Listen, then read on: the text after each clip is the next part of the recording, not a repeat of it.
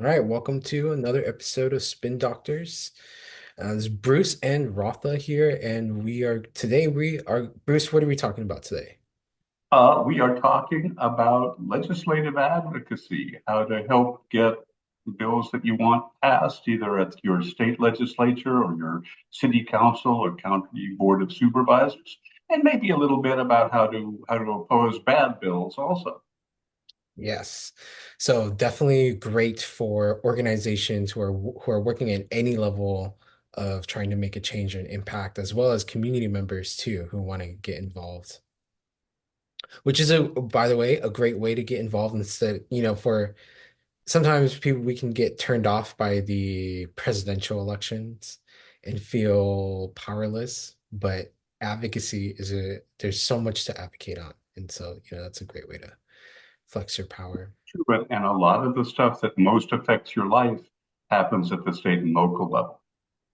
Yep, yep, yep. So Bruce, is there a good story of let's paint a picture here for people to kind of expect. What do you see in the people that you've worked with? What are some of the things that you see people do most often that you feel like is a like what are the mistakes that people make most often when they're doing advocacy? So I think one mistake to watch out for is to rush into something without doing your homework. This this really applies whether you're talking about the city council or state legislature. And I'll tell you, most of my personal experience doing legislative advocacy has been on the state legislative level, both when I was at the Greenlining Institute and before that at the Marijuana Policy Project. And the first thing, and this can be difficult, particularly if you're operating on a limited budget. Um, if you have the money to hire a lobbyist or legislative consultant who can like get you the intelligence, the inner workings, who knows where the bodies are buried, so to speak, um, that can help you a lot, and it can help you develop a communications plan. Knowing which legislators might be difficult, who are the swing votes, who's the committee chair, who's going to be dicey, and what might influence them. And when you know that, you can target your messaging and your communications efforts to where it will do some good. Um, and if you don't have the budget for a lobbyist, hopefully you can get intelligence from either legislators that you're working with, allies, organizations who are on your side of whatever the issue is. But however you need to do it, start by getting as much information as you possibly can, because basically, in any aspect of communications, information is your friend. Yeah, absolutely. Absolutely. Yeah, I remember working at Greenlining and going on to a Sacramento lobby trip. And and I remember my first time there, it was like getting exposed to like what you're talking about, the Games of Thrones of Sacramento and workings of everybody else. For myself, I was very young and fresh out of college, very idealistic, wide and bright-eyed and and bushy-tailed. And I was going into these offices just without that level of information that you're talking about.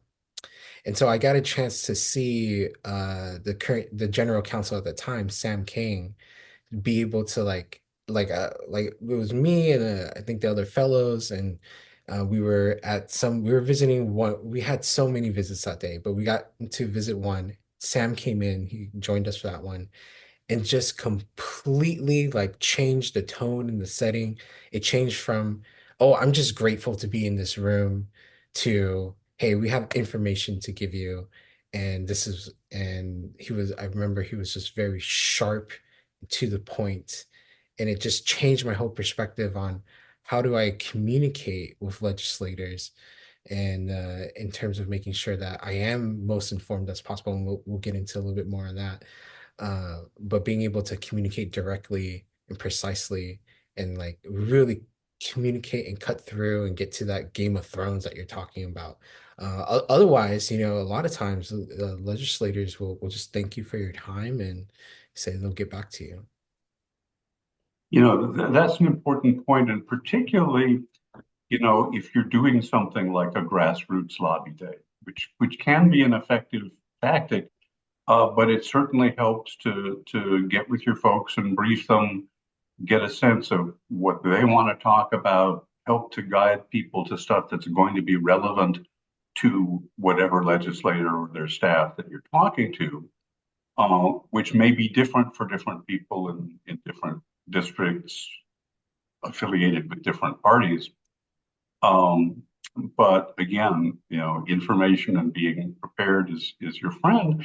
And also, the challenge with dealing with grassroots folks is people have maybe not a lot of experience communicating. Um, it's not what most people do for a living. Um, so they may tend to ramble, they may tend to go off topic.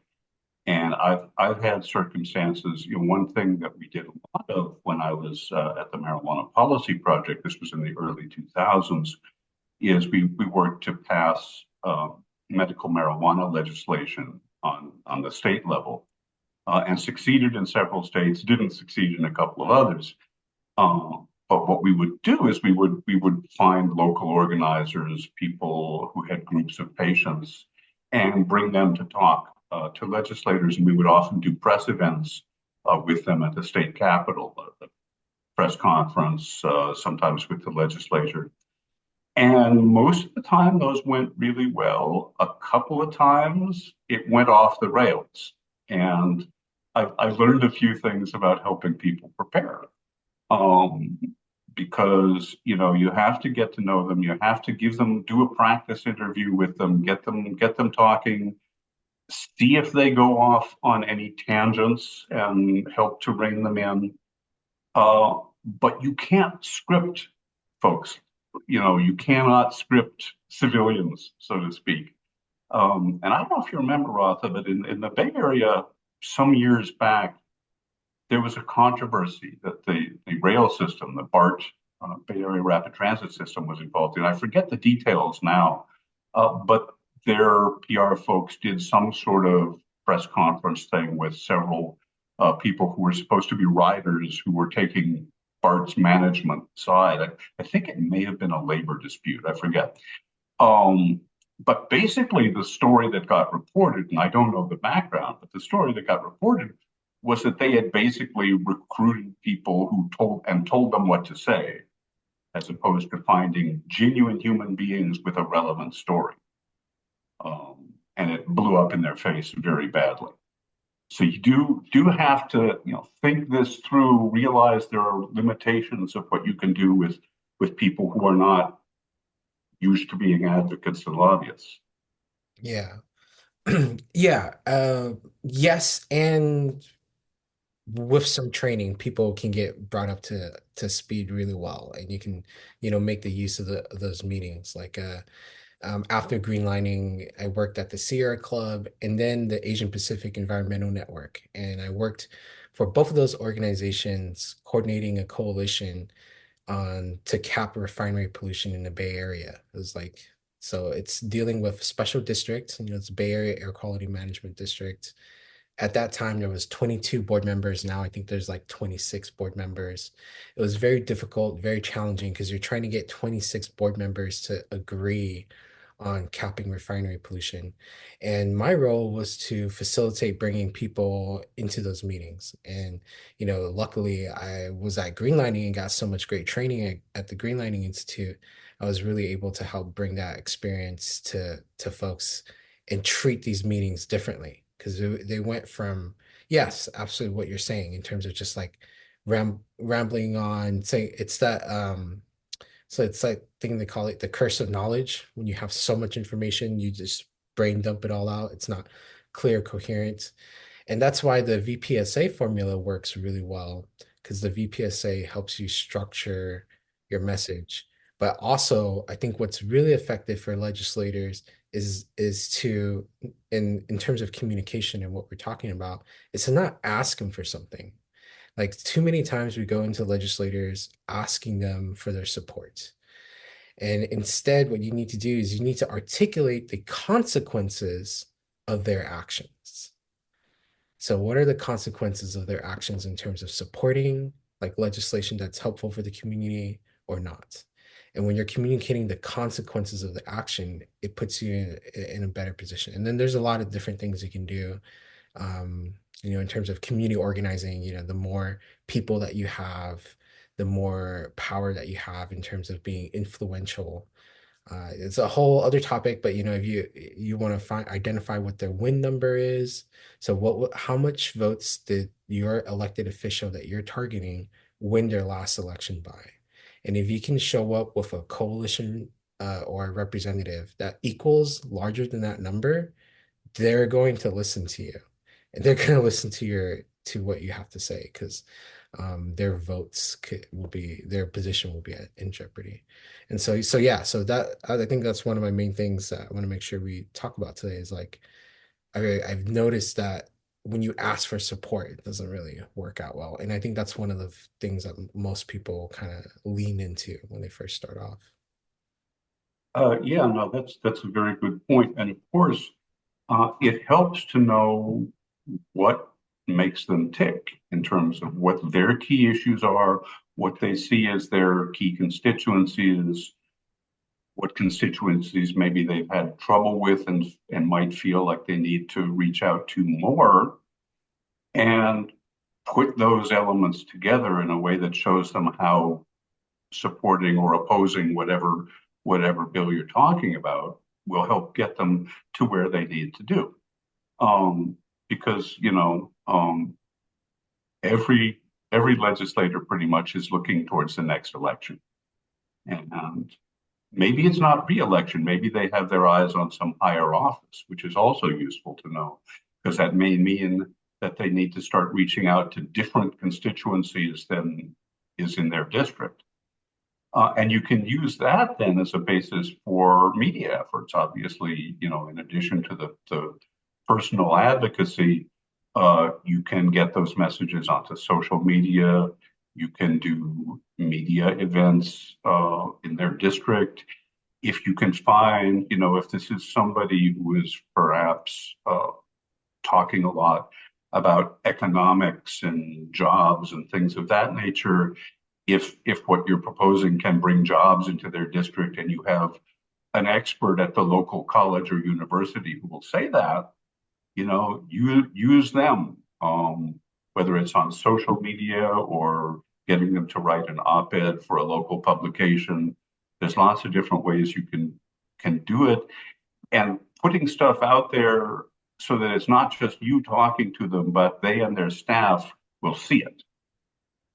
On the local TV, in the local newspaper, in their social media feed, wherever they might see your messages. Yeah, yeah, absolutely. And that goes into like making sure that you have your campaign plan, the communications plan. So like going back to that refinery air environmental justice issue, that was a big campaign on health. And so that was something that we leaned into when we would talk to board members, is like, hey, yeah, your actions are contributing to harming the health of people here in Richmond. And then when I worked at APEN, it was bringing Laotian refugees who had limited English, but still being able to give such an impactful story about their own personal lived experience.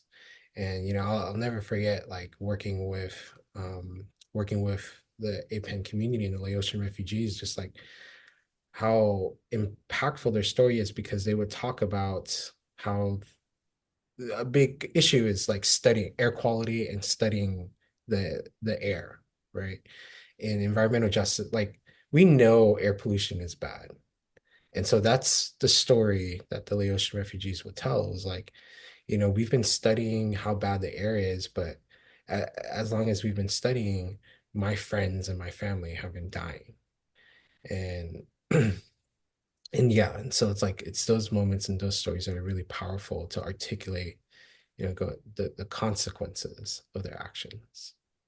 And of course, all of those messages have both a positive and a negative side, if you will. Here's something you can do that will benefit your constituents. And implied in that is we can also say, here's something you failed to do that your constituents really need. Yeah. Uh, and you may not need to uh, articulate that second part explicitly, but it will be understood. Yeah. One thing that's important is if you're working with a legislature, shifting gears slightly, if you're working with a legislator on backing a particular piece of legislation, um, and what we did when I was at the Marijuana Policy Project is we actually had a model medical marijuana bill that we would persuade people to introduce, with whatever local modifications were necessary to make it sync up with their state laws. And that was often very successful. You do need to be sure that you have clear lines of communication with the legislator who's introducing your bill. And you need to be aware this is a little painful, but they're not all competent. Um, in the state of Illinois, and I will not mention any names, but this is about the mid 2000s. We were working with a legislator there on a medical marijuana bill. And part of the procedure in Illinois was the author of the bill has to basically defend it in their first committee hearing. The other members question them. The author, are the sole witness. Um, and I was there to talk to the media and coordinate some grassroots lobbying. And I'm at this hearing sitting behind our bill author, realizing that he hadn't bothered to familiarize himself with his own bill and was fumbling with the answers to really basic questions. So this is the days before smartphones. I'm sitting behind him trying to discreetly slip him notes with the answers to the questions that he would have been able to answer if he'd read his own damn bill. Yeah. That was a mildly disconcerting experience. Yeah. That's a worst case scenario, but it does happen. Yeah. Yeah. Definitely try to be prepared for that. And you got to meet people where they're at, you know? Yeah. I think that's a cue card person. You got to give that person flashcards ahead of time. Like, here, this is what happened. Um, yeah, I think that's a cool thing um about being able to actually make some change in the community. It's like it's actually possible. We have assembly members. You can request, you can organize your community, you can request a meeting, you can get like things into the legislator. And yeah, it's a gauntlet, it's a grind, and it's a Game of Thrones in it, but it's definitely possible, and It is possible. There's an old saying that people with weak stomachs should not watch either laws or sausages being made, and there is some truth to that. But on the other hand, you can sometimes get things done. I'm curious, Radha, have you, in the work that you've done, have you been part of any coalitions, or you or whoever you were working with kind of operating on your own?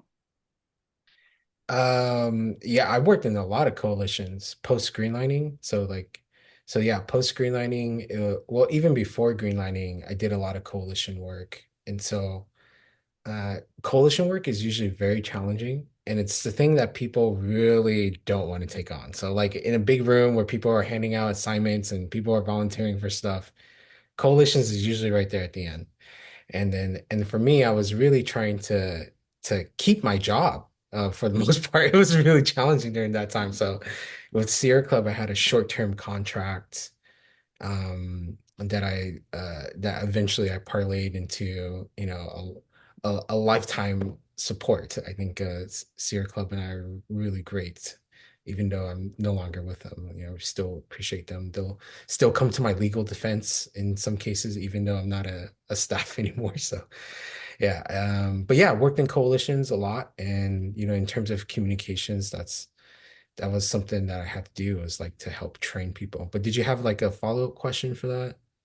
Well, I was just going to mention a couple of my own experiences because you're right, it can be really challenging.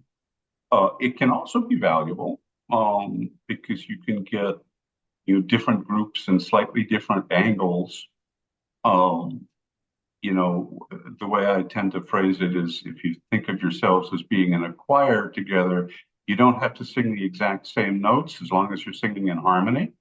Yep. And so, at Greenlining, we worked on some environmental legislation, with groups that were more, focused specifically on environment. And so, we would talk more about how the proposal might specifically benefit communities of color and low income folks. They would talk more about climate and clean air. And it all worked together because we were harmonizing. We were in support of each other's messages, but just uh, emphasizing different things.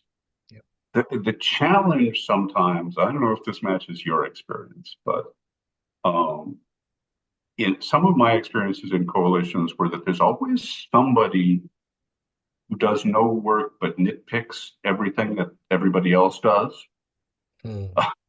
And that can be a little bit crazy making, but you know, humans are imperfect creatures. Uh, but you do, when you're trying to do things like put out joint statements, you got to allow a little extra time because every organization has their own procedure for approving language. Different groups may have different preferences as to how you word things. And it just does take a little longer to get everything in harmony. So allow yourself for that, um, and know that rapid responses, if you need them, will be a little more challenging. Yeah.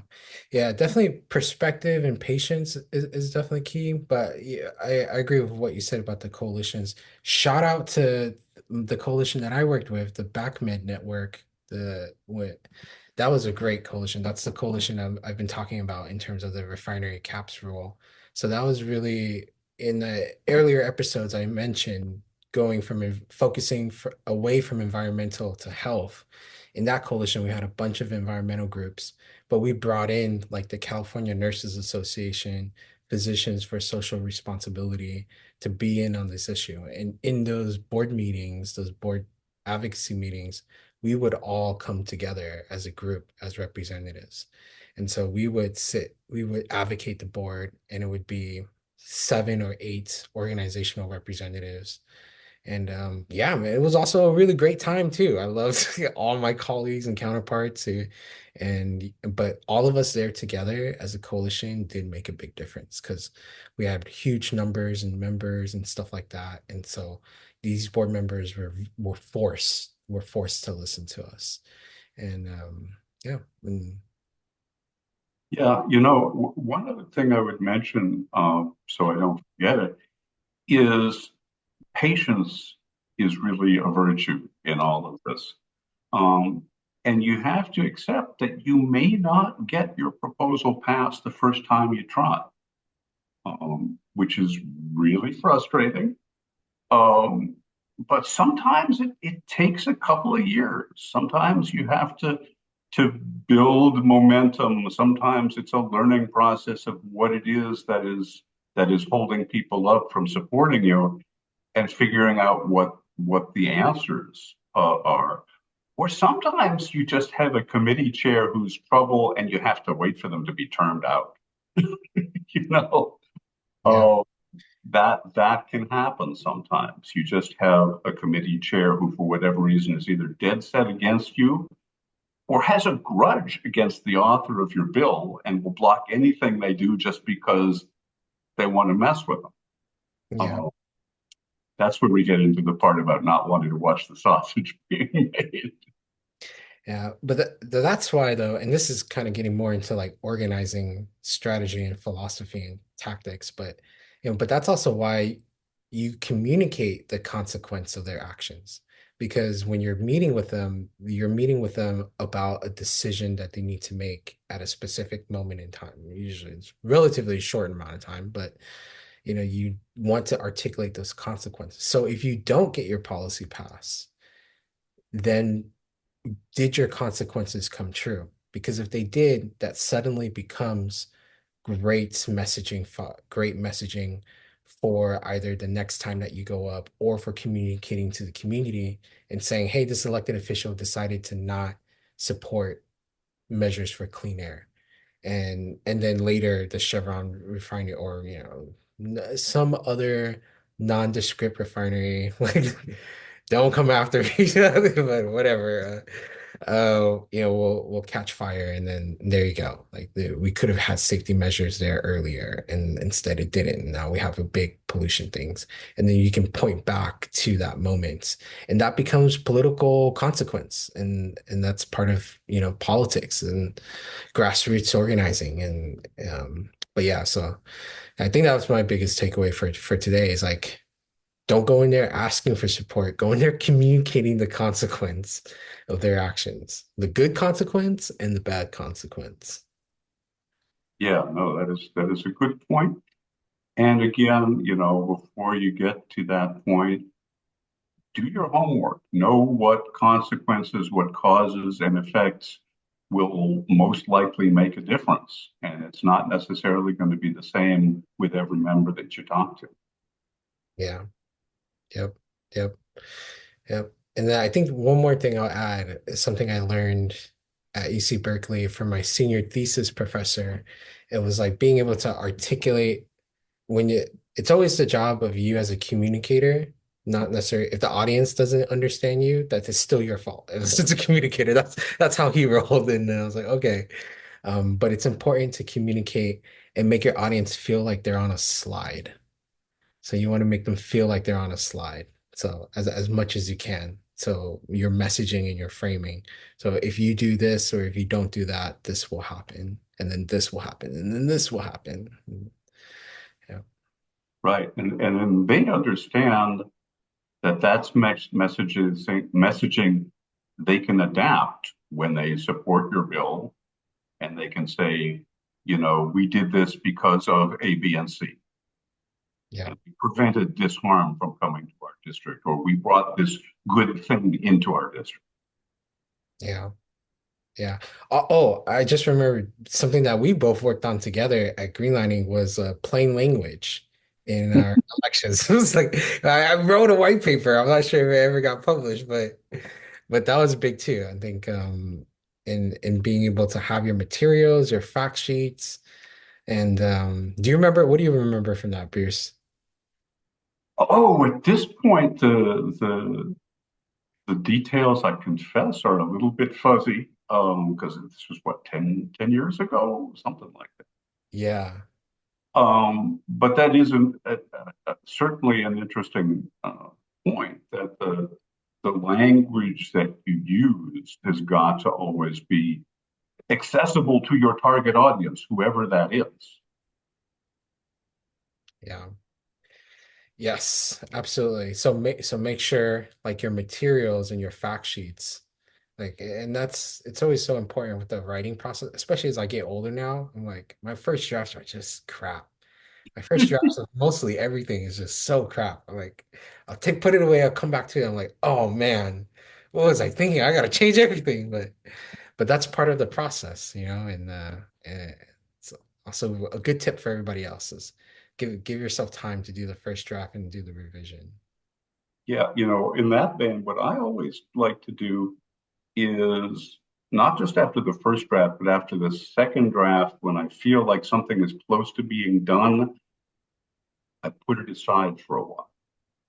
Let my mind go to something else completely and circle back to it a day or two later when I'm looking at it with fresher eyes. And usually I'll see something that I left out that I should have included, Yeah, or something that wasn't clear that I could have made more clear. yeah, yeah. So give yourself time, people. Give yourself time. I think that's one of the most important things. Like, Time is your friend. yes, yes, yes. All right, Bruce, let's close it out. Anything, what takeaways or what should we leave our audience with for communicating in legislative advocacy? So I think do your homework, know the lay of the land, be coordinated with your allies, and if you have a legislative sponsor, be on the same page. Have a good, clear message, a message that, like you said, is not just an ask, but includes real world cause and effect, consequences. What happens if you do this? What happens if you don't do this? and be ready to clearly articulate all of that stuff. Yes, excellent, excellent. And to add on to that, I'd say, give yourself time to get your materials ready, give yourself time to practice with each other. Um, Meditation is great, but stress inoculation is I would say might be even better.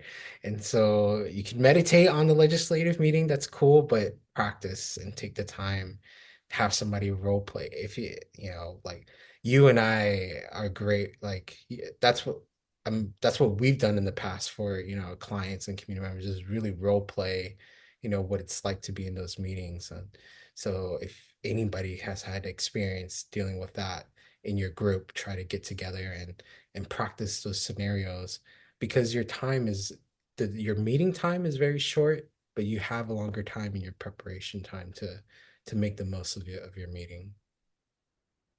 Good point. There is no substitute for taking the time to do your preparation and getting your ducks in a row. Yeah, absolutely.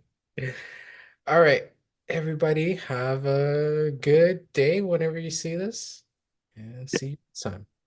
We will see you all soon.